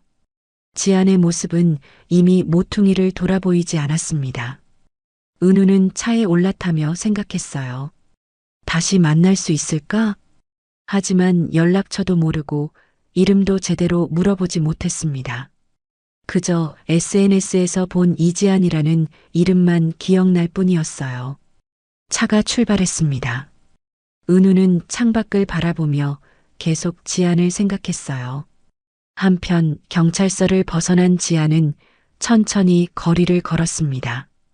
오전 10시가 조금 넘은 시각이었어요. 햇살이 따스하게 내리쬐고 있었죠. 지안은 가방에서 핸드폰을 꺼냈습니다. 엄마에게 전화를 걸었어요. 신호음이 몇 번 울리더니 어머니의 목소리가 들렸습니다. 지안아? 엄마 나야. 일 다 끝났니? 무슨 일이야? 지안은 미소를 지으며 말했습니다. 엄마, 그 할아버지 가족 찾았어. 정말? 어머, 잘됐다. 우리 딸 수고 많았네. 어머니의 목소리에 기쁨이 묻어났어요. 응. 손자분이 SNS 보고 연락 주셨대. 오늘 아침에 경찰서에서 만났어. 그래. 가족분들이 얼마나 기뻐하셨겠니? 우리 딸 덕분에. 아니야, 엄마. 나는 그냥 당연한 일 했을 뿐이야. 지아는 횡단보도 앞에 멈춰 섰습니다. 신호를 기다리며 계속 말했어요. 그리고 엄마, 나 오늘 하성그룹 채용 공고 봤어. 신입사원 뽑는데. 하성그룹? 거기 큰 회사 아니니? 응. 이번엔 꼭 붙고 싶어. 지원해 볼게. 그래, 우리 딸. 이번엔 꼭 잘 될 거야. 엄마가 매일 기도할게. 어머니의 목소리가 떨렸어요. 딸이 취업하기를 바라는 간절한 마음이 느껴졌죠. 통화를 마친 지아는 핸드폰을 주머니에 넣었습니다. 신호등이 바뀌어 초록불이 켜졌어요. 횡단보도를 건너는 지안의 발걸음이 가벼웠습니다. 마음이 편안했거든요. 해야 할 일을 했다는 뿌듯함이 가슴을 채우고 있었죠. 하늘을 올려다봤습니다. 구름 사이로 햇살이 쏟아지고 있었어요. 지아는 그 자리에 잠시 멈춰섰습니다. 눈을 감고 깊은 숨을 들이마셨어요. 차가운 공기가 폐를 채웠죠. 마음이 가벼웠습니다. 해야 할 일을 한 사람만이 느낄 수 있는 고요한 평화가 지안을 감싸고 있었어요. 지난 며칠이 주마등처럼 스쳐갔습니다. 새벽 편의점 앞에서 만난 노인, 비 오는 날 무인 카페, 아버지의 옷을 건네던 순간, SNS에 글을 올리던 밤, 그리고 오늘 아침 경찰서에서의 재회. 모든 것이 꿈 같았어요. 하지만 분명한 현실이었죠. 잘 됐어. 정말 잘 됐어. 지아는 작게 중얼거렸습니다. 다시 걸음을 옮겼어요. 지하철역으로 향하는 발걸음이었죠. 오늘은 학교에 가서 졸업 준비를 마무리해야 했습니다. 그리고 저녁엔 편의점 알바가 있었어요. 여전히 바쁜 일상이었죠. 하지만 지안의 마음속엔 작은 희망이 싹트고 있었습니다. 하성그룹 채용 공고를 보고 지원서를 쓸 거예요. 이번엔 꼭 좋은 결과가 있을 것 같았죠. 지하철역 입구에 도착한 지안은 계단을 내려갔습니다. 익숙한 지하철 냄새가 코를 스쳤어요. 개찰구를 지나 플랫폼으로 향했습니다. 전광판을 보니 2분 후에 열차가 도착한다고 나와 있었어요. 지아는 벤치에 앉았습니다. 며칠 전 이곳 지상에서 노인을 처음 만났었죠. 그때 그 벤치는 여기서 그리 멀지 않은 곳이었어요. 할아버지, 이제 가족분들이랑 행복하게 사시길. 지아는 속으로 기도했습니다. 열차가 들어왔습니다. 문이 열리고 사람들이 쏟아져 나왔어요. 지아는 자리에서 일어나 열차에 올라탔죠. 창가 자리에 앉은 지아는 핸드폰을 꺼냈습니다. SNS를 열어 자신이 올렸던 게시글을 확인했어요. 댓글들이 수백 개 달려 있었습니다. 대부분 걱정과 응원의 메시지였어요. 지아는 하나하나 댓글을 읽으며 미소를 지었습니다. 그리고 짧은 글을 추가로 올렸어요. 가족분들을 찾으셨습니다. 관심 가져주시고 공유해주신 모든 분들께 감사드립니다.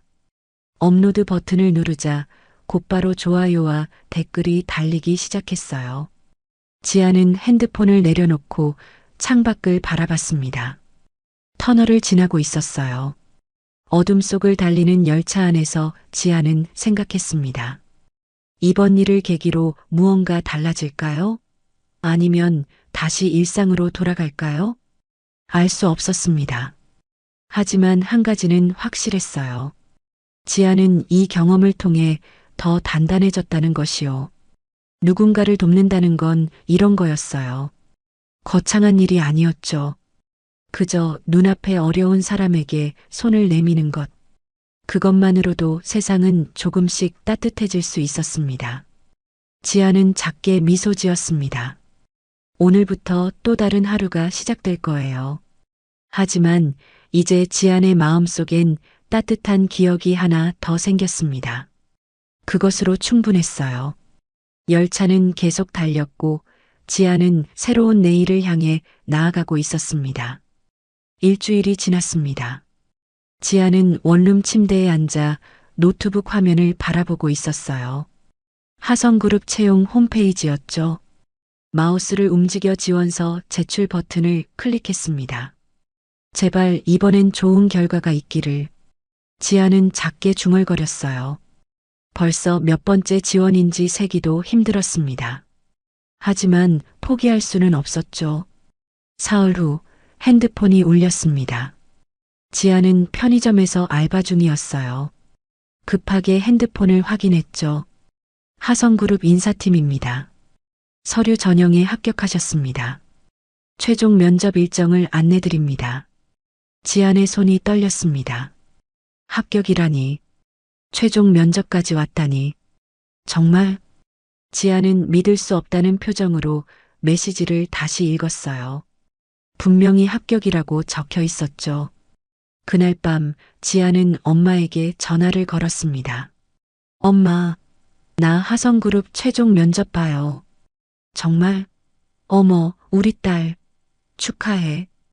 어머니의 목소리에 기쁨이 가득했어요. 면접은 언제야? 이틀 후 오전 10시요. 그럼 정장 있어? 구두는? 지아는 잠시 말을 멈췄습니다. 정장이라곤 엄마가 예전에 입으시던 걸 물려받은 게 전부였어요. 구두도 오래돼서 굽이 조금 달아 있었죠. 응, 있어. 걱정 마요. 그래도 새로 사는 게 좋지 않을까? 엄마가 돈 좀 보낼게. 아니야, 엄마. 괜찮아요. 있는 걸로 충분해요. 지아는 어머니가 걱정하실까봐 일부러 밝게 말했습니다. 면접 전날 밤 지아는 옷장에서 정장을 꺼냈어요. 검은색 정장이었습니다. 엄마가 10년 전쯤 입으시던 거였죠. 다림질을 했습니다. 조심스럽게 주름을 펴냈어요. 구두도 깨끗이 닦았죠. 낡았지만 최선을 다해 관리했습니다. 거울 앞에 서서 정장을 입어봤어요. 조금 헐렁했지만 그럭저럭 괜찮아 보였습니다. 할 수 있어. 나는 할 수 있어.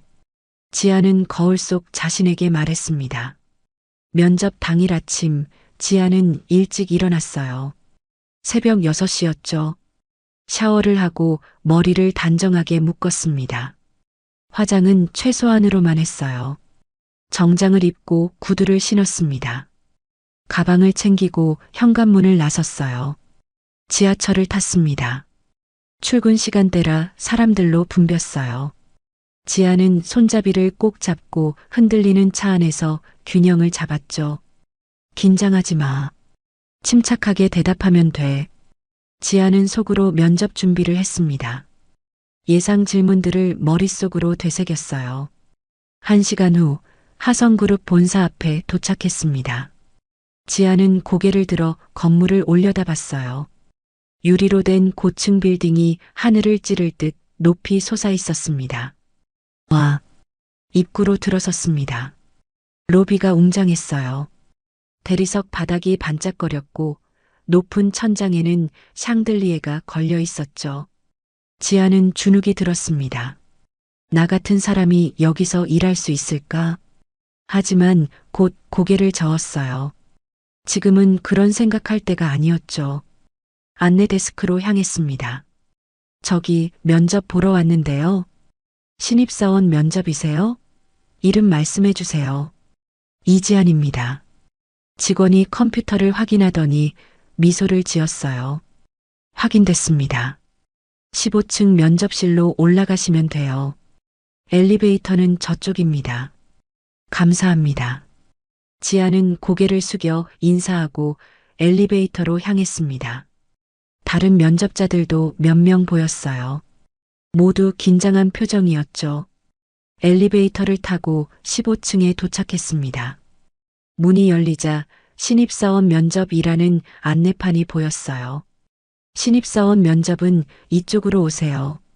안내 직원이 웃으며 손짓했습니다. 지아는 따라 걸었어요. 대기실에 들어섰습니다. 의자가 여러 개 놓여 있었고 이미 몇 명이 앉아서 기다리고 있었어요. 지안도 빈자리에 앉았죠. 손이 떨렸습니다. 무릎 위에 올린 손을 꼭 쥐었어요. 괜찮아. 잘할 수 있어. 시간이 흘렀습니다. 한 명씩 이름이 불리며 면접실로 들어갔어요. 나올 때마다 표정이 제각각이었죠. 어떤 사람은 밝게 웃었고 어떤 사람은 고개를 떨구고 있었습니다. 이지안님, 드디어 지안의 이름이 불렸습니다. 지안은 자리에서 일어났어요. 깊은 숨을 들이마셨죠. 이쪽으로 오세요. 직원의 안내를 받아 복도를 걸었습니다. 면접실 문 앞에 섰어요. 들어가세요. 감사합니다. 지안은 문손잡이를 잡았습니다. 한 번 더 깊게 숨을 들이마셨어요. 그리고 문을 열었죠. 면접실은 넓었습니다. 긴 테이블 앞에 3명의 면접관이 앉아 있었어요. 지안은 문을 닫고 앞으로 걸어갔습니다. 그리고 인사를 하려고 고개를 들었어요. 그 순간 지안의 눈이 커졌습니다. 가운데 앉아 있는 사람, 하얀 머리에 정장을 입은 그 노인. 지안은 입을 벌린 채 그를 바라봤어요. 믿을 수가 없었죠. 정우도 지안을 보자마자 눈이 커졌습니다. 이 아가씨? 정우의 목소리가 울렸어요. 지안은 황급히 입을 틀어막았습니다. 어르신? 지안은 당황해서 어쩔 줄 몰랐어요. 저분이 여기 왜 계신 거죠? 면접관이라니? 옆에 앉아있던 다른 면접관들도 의아한 표정으로 정우를 바라봤습니다. 회장님, 아시는 분이신가요? 정우는 천천히 고개를 끄덕였어요. 얼굴에 따뜻한 미소가 번졌죠. 그렇네. 이 친구, 특별한 인재지. 지아는 얼어붙은 채 서 있었습니다. 회장님이라고요? 저 할아버지가 회장님이셨어요? 정우가 손짓했습니다. 앉게. 네. 지아는 떨리는 다리로 의자 앞까지 갔어요. 그리고 조심스럽게 앉았죠. 면접관 중 한 명이 서류를 확인하며 말했습니다. 이지안 지원자시죠? 자기소개 부탁드립니다. 지아는 입술을 깨물었어요. 머릿속이 하얗게 변했습니다. 준비했던 말들이 전부 날아가 버렸죠. 저는 목소리가 떨렸습니다. 지아는 잠시 눈을 감고 깊게 숨을 들이마셨어요. 그리고 다시 입을 열었죠. 저는 이지안입니다. 2월에 대학교를 졸업 예정이고 천천히 또박또박 말했습니다. 정우는 미소를 지으며 지안을 바라보고 있었어요. 면접은 계속 이어졌습니다. 질문이 쏟아졌고 지안은 최선을 다해 대답했어요. 처음엔 떨렸지만 점차 안정을 찾아갔죠. 마지막으로 우리 회사에 지원한 이유가 뭔가요? 지인은 잠시 생각했습니다. 그리고 진심을 담아 대답했어요. 사람을 소중히 여기는 회사라고 생각했습니다. 그리고 저도 누군가에게 도움이 되는 사람이 되고 싶습니다. 그 말에 정우의 눈빛이 부드러워졌어요. 면접이 끝났습니다. 지아는 자리에서 일어나 인사했어요. 감사합니다. 문을 향해 걸어가는데 정우가 말했습니다. 이런 인재는 놓치면 안 되지. 지아는 멈춰섰습니다. 뒤를 돌아봤어요. 정우가 따뜻하게 웃고 있었죠. 수고했네. 지아는 고개를 숙여 인사하고 면접실을 나왔습니다. 문을 닫는 순간 지아는 벽에 기댔어요. 다리에 힘이 풀렸죠. 회장님이셨어. 할아버지가. 믿을 수가 없었습니다. 새벽 지하철역에서 만났던 그분이, 도시락을 드렸던 그분이, 빨래를 해드렸던 그분이 대기업 회장님이셨다니. 지아는 천천히 엘리베이터로 향했습니다. 머릿속이 복잡했어요. 이게 무슨 일이지? 하지만 동시에 가슴 한구석이 따뜻해졌습니다. 할아버지가 건강해 보이셔서 다행이었어요. 엘리베이터를 타고 1층으로 내려왔습니다. 로비를 지나 밖으로 나왔어요. 햇살이 따스했습니다. 지아는 하늘을 올려다봤어요. 운명이란 게 정말 있나 봐. 지아는 작게 미소 지으며 발걸음을 옮겼습니다. 일주일 후 지안의 핸드폰에 문자가 왔습니다. 합격을 축하드립니다. 하성그룹 신입사원으로 선발되셨습니다. 지안은 문자를 보고 또 보았어요. 믿을 수가 없었죠. 손이 떨렸습니다. 엄마, 지안은 급하게 전화를 걸었어요. 지안아, 무슨 일이야? 엄마, 나 붙었어. 하성그룹에 합격했어. 정말? 어머, 우리 딸. 정말 축하해. 어머니의 목소리가 떨렸습니다. 기쁨과 안도가 섞인 목소리였어요. 이제 제대로 된 직장인이 되는 거야. 지안의 눈에서 눈물이 흘러내렸습니다. 지난 1년간의 고생이 주마등처럼 지나갔어요. 수없이 받았던 불합격 통지, 밤샘 아르바이트, 월세 걱정. 그 모든 것이 이제 끝나는 거였죠.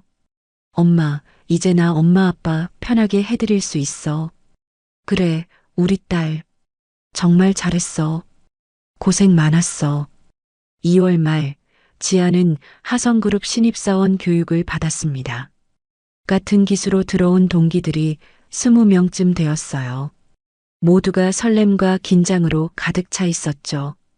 교육이 끝나고 배치 발표가 났습니다. 지아는 전략기획실에 배정됐어요. 전략기획실? 거기 엘리트들만 모인다던데. 동기 중 하나가 부러운 눈빛으로 말했습니다. 지아는 어리둥절했어요. 첫 출근 날, 지아는 전략기획실 문을 열었습니다. 넓은 사무실에 책상들이 정돈되어 있었어요. 신입사원 이지안입니다. 잘 부탁드립니다. 지안이 인사하자 직원들이 하나둘 고개를 들었습니다. 그리고 한 명이 자리에서 일어났어요. 어서 오세요. 저는 박은우 과장입니다. 은우였습니다. 지아는 눈이 커졌어요. 아, 안녕하세요. 은우는 미소를 지으며 손을 내밀었습니다. 잘 부탁드립니다. 이지안 사원. 그렇게 두 사람의 인연이 다시 시작됐습니다. 처음 몇 주는 어색했어요. 지안은 은우가 회장님의 손자라는 걸 알고 있었고, 은우도 지안이 할아버지를 구해준 사람이라는 걸 알고 있었죠. 하지만 회사에서는 그저 상사와 부하 직원이었습니다. 업무는 쉽지 않았습니다. 지아는 밤늦게까지 남아서 일했어요. 하지만 불평하지 않았죠. 이 기회가 얼마나 소중한지 알고 있었으니까요. 어느 날 밤 지안이 혼자 야근을 하고 있는데 은우가 다가왔습니다. 아직도 일하세요? 네, 거의 다 끝났어요. 은우는 지안의 옆자리에 앉았어요. 커피 한 잔 하실래요? 네, 감사합니다. 자판기 앞에서 커피를 뽑으며 은우가 조심스럽게 말했습니다. 저기 그때 정말 감사했어요. 할아버지 구해주셔서. 지아는 고개를 저었어요. 아니에요. 저는 당연한 일을 했을 뿐이에요. 당연한 일이라고요? 은우가 되물었습니다. 요즘 세상에 그렇게 할 수 있는 사람이 얼마나 될까요? 대가도 바라지 않고 진심으로. 지아는 잠시 생각하다가 말했습니다. 제가 만약 그 할아버지였다면 누군가 저를 도와주길 바랐을 것 같아요. 그래서 했을 뿐이에요. 그 말에 은우는 아무 말도 하지 못했습니다. 다만 지안을 바라볼 뿐이었죠. 시간이 흘렀습니다. 봄이 왔고 여름이 지나갔어요. 지안은 점점 업무에 익숙해졌습니다. 은우는 지안을 꼼꼼히 가르쳐 주었죠. 어느 날 팀회식 자리에서 선배 하나가 물었습니다. 은우 과장님, 결혼은 언제 하실 거예요? 은우는 잠시 지안을 보다가 웃으며 대답했어요. 글쎄요. 좋은 사람 있으면. 그날 밤 회식이 끝나고 지안과 은우는 함께 걸었습니다. 회사 근처 공원이었어요. 지안 씨, 은우가 멈춰 섰습니다.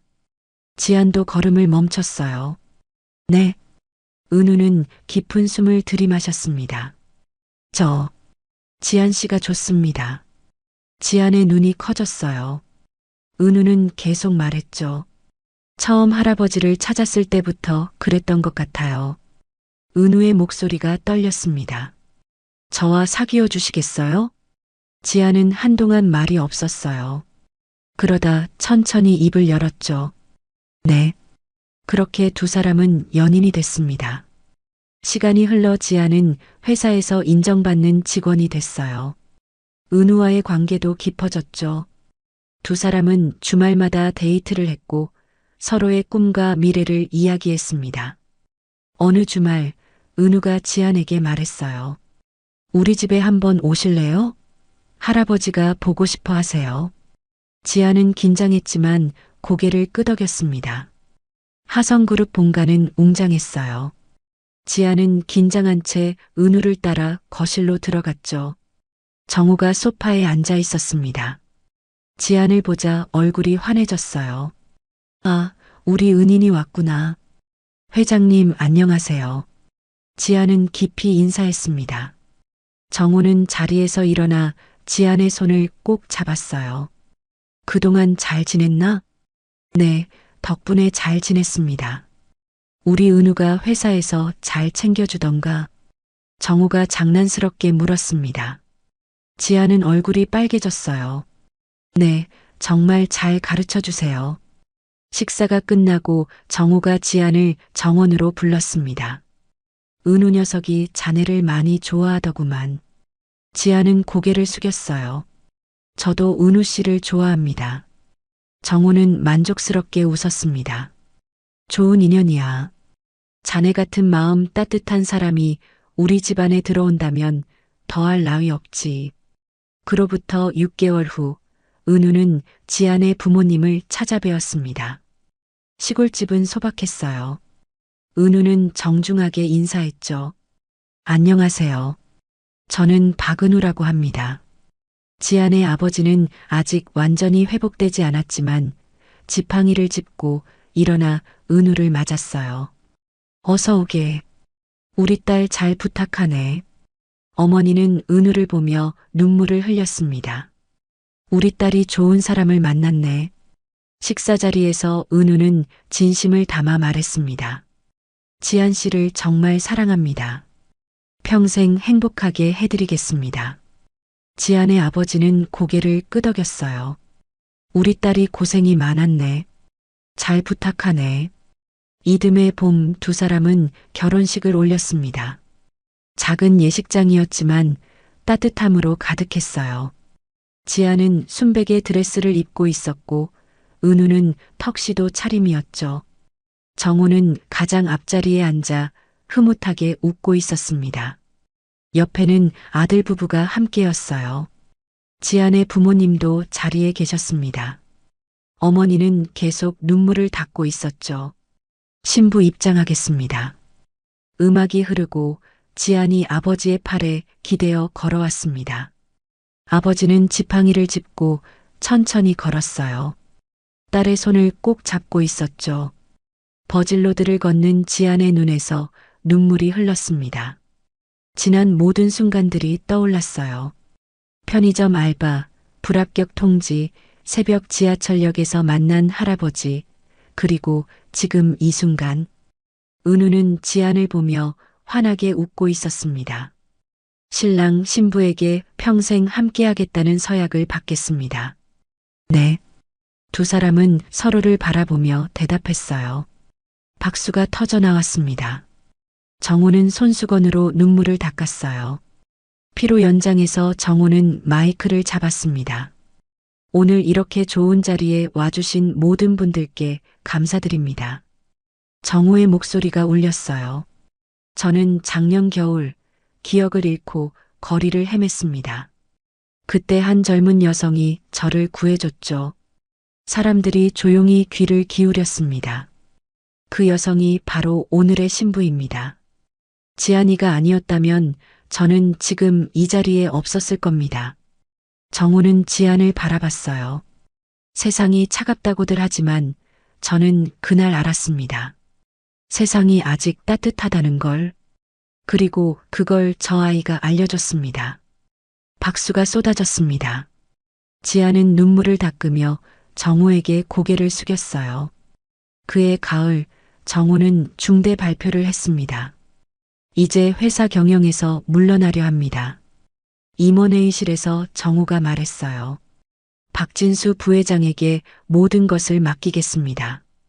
제 나이도 이제 많고 건강도 예전 같지 않으니 정우는 은우를 바라봤습니다. 박은우 과장도 박진수 부회장을 잘 보자 하거라. 네, 회장님. 정우는 은퇴 후 시골로 내려가기로 했습니다. 아내의 묘소가 있는 그곳으로요. 이제 당신 곁에 가서 조용히 지내고 싶네. 정우는 아내의 사진을 보며 중얼거렸습니다.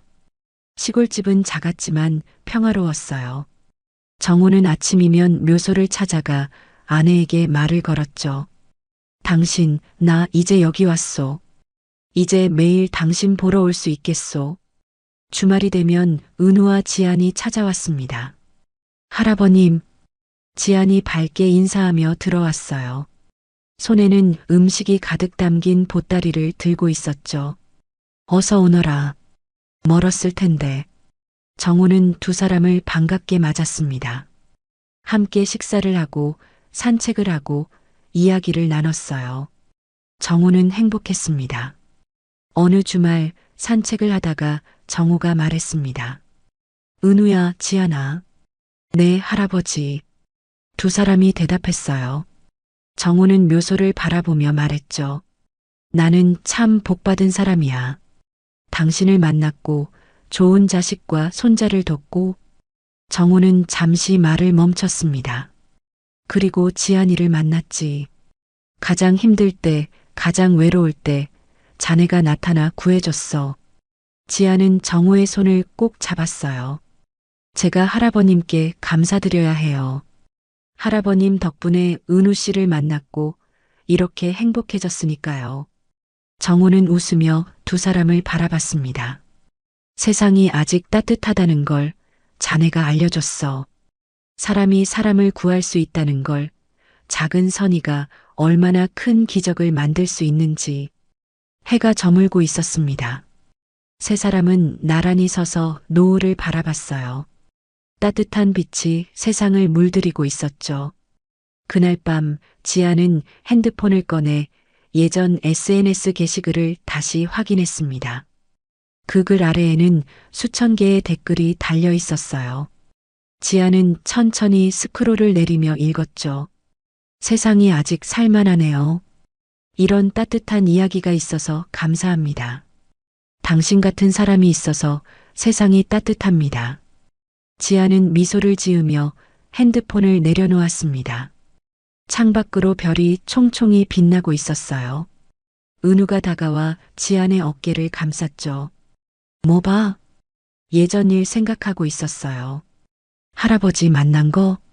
네. 은우는 지안을 꼭 안았습니다. 당신을 만난 건 내 인생 최고의 행운이야. 지안도 은우를 안았어요. 저도 그래요. 두 사람은 창밖의 별을 바라봤습니다. 저 멀리 시골집에서도 정우는 같은 별을 보고 있었어요. 당신 보고 있소? 우리 은우가 정말 좋은 사람을 만났소. 마음 따뜻한 사람을. 정우는 하늘을 올려다보며 미소 지었습니다. 차가운 겨울밤, 새벽 지하철역에서 시작된 작은 선의. 그것이 한 사람의 목숨을 구했고, 한 가족을 되찾게 했고, 두 사람의 사랑으로 이어졌습니다. 세상은 때로 차갑지만 그 속에서도 따뜻함은 존재했어요. 그리고 그 따뜻함은 계속해서 이어져 가고 있었습니다.